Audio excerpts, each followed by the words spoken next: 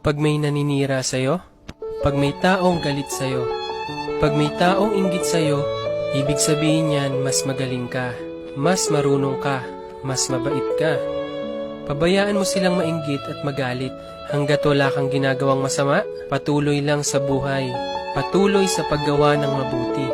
Dahil habang umaangat ka, mas lalo silang bumababa.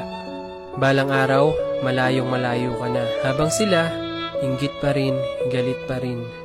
Hanggat patuloy nilang kinukumpara sarili nila, hindi sila uunlad. Kung ano mang meron ng ibang tao, kung ano man ang estado nila sa buhay, kung malayo man ang narating nila, mas mabait man sila, mas magaling man sila, huwag kang mainggit at huwag mo ikumpara. Gawin mong inspirasyon para ikaw din magkaroon. Dahil walang tao na magkapareho. Ikaw ay ikaw, siya ay siya, ako ay ako. Bakit di mo hanapin ang talento mo? Hanapin mo ang kagalingan mo, hanapin mo ang kabaitan mo, at hanapin mo ang pagkatao mo. Tandaan mo, ang pag-angat ng ibang tao ay hindi ikabababa ng kalagayan mo. Ang sarap sa feeling sabihin sa sarili mo, umangat ako dahil sa pinaghirapan ko. Hindi yung umangat ako kasi may inapakan akong tao.